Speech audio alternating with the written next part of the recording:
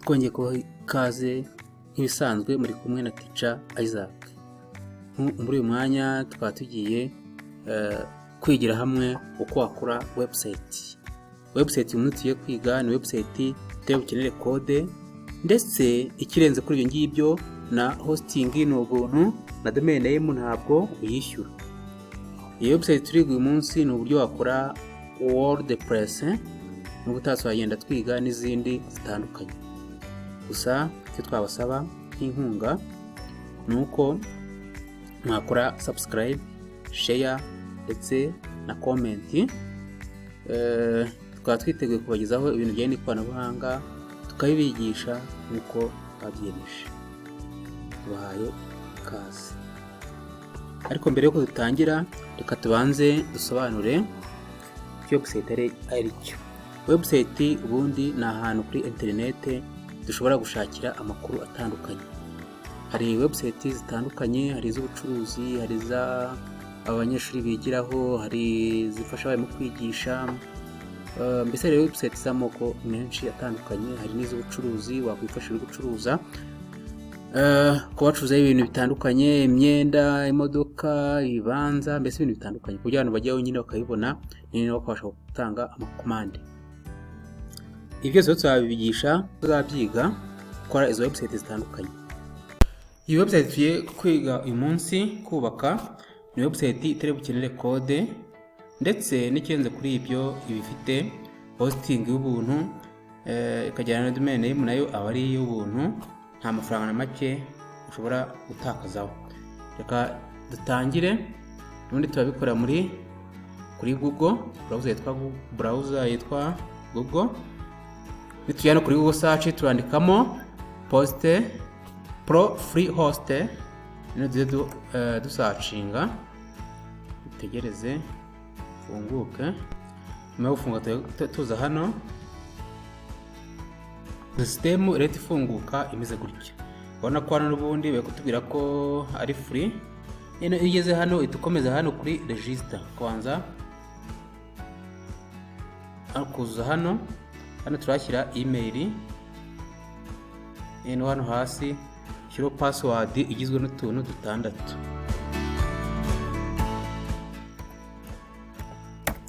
Okay, nurangiza gushyiraho kuzuza hano hasi, bahita ukomereza hano.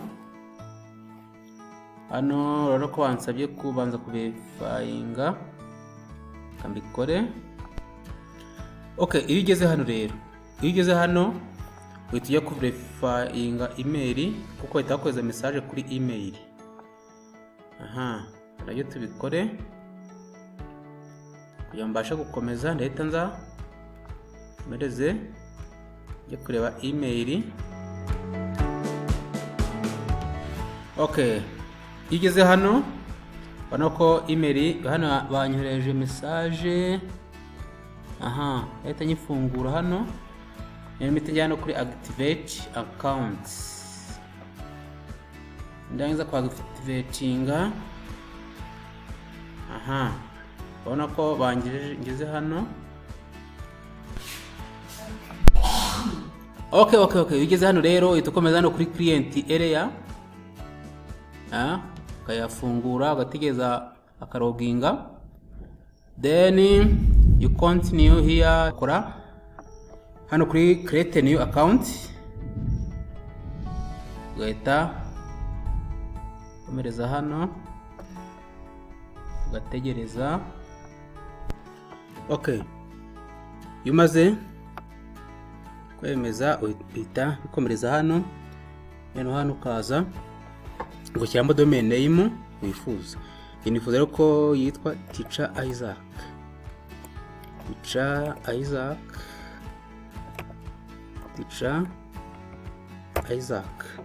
Ndahita nza hano ndebe ko iyi domain barayimpa, kuko iyo yafashwe nta domain name ebyiri zishobora kubaho. Iyo yafashwe ubwo ntabwo biba bikunda. Ndebe ko tafashwe. Yes, hano bambwiye ko ari available. Hano iri available, bivuga ngo birakunda. Hano yamaze kumbwira ko ari available, ndaza hano ahitamo, ndaza hano hitemo kano ko hasi. Okay, mpita nkomereza hano kuri V. Ndategereza, uhita ukomereza aha, ukaza hano kuri manager, ugategereza. Okay, noneho hano iyo harangiye uhita uza ukaza hano kuri control panel, cyangwa se twita na C panel, ugahita wemeza hano kuri C panel cyangwa se control panel. Iyo umaze kuhemeza urakomeza, ugeze hano uraza hano hasi ukayaprovinga, I approve, ukayemeza, ugategereza. Hano birafunguka. Iyo tugeze hano rero turaza hano tugahitamo, tukaza hano turahitamo hano,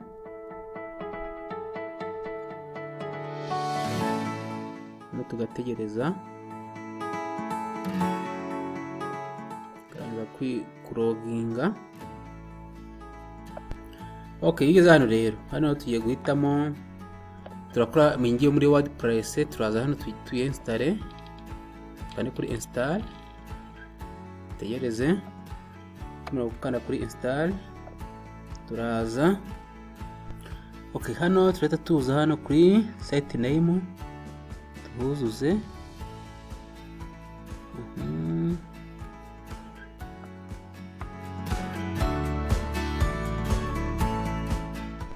Muri hano yitwa Teacher Isaac, Teacher Isaac.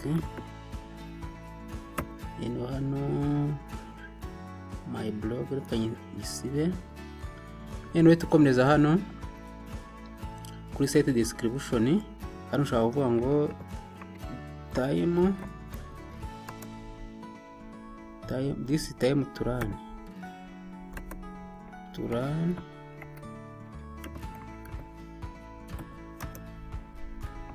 new technology tech. Ngarukire hano this time run new technology. Leta nkomereza hano kuri admin username, reka nayo tuyite Teacher Isaac, Teacher Isaac. Leta nkomereza hano kuri password, reka nyite Teacher Isaac, Teacher Isaac, Teacher Isaac arobase 123. Ingi umaze kubyuzuza. Okay, iyo ugeze hano, reka nze hano kiremo username, nze hano kirimo na password, ndashyiramo Teacher Isaac, niyo nakoresheje, Teacher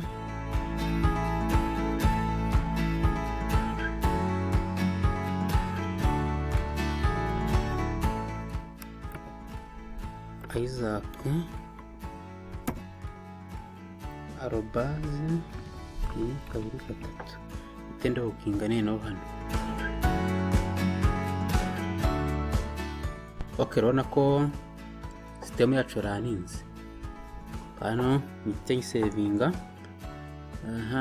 Nuvuga ngo ungubu ugiuka aho wabyandika hose wahita ubona system ifungutse. Reka isomo ry'uyu munsi yacu yo gukora website tube tugarukiye hano. Ubutaha tuzakomeza tubereka n'ibindi bikurikira, ukuntu washyiramo za plugin ndetse n'uburyo wasetinga. Mbere tubafite ibintu byinshi, gusa icyo twabashishikariza mukore subscribe na share na comment, ubundi twe tubagezeho amasomo y'ikoranabuhanga nk'uko twabyiyemeje. Ciao ciao, turi kumwe, mwari kumwe na Teacher Isaac.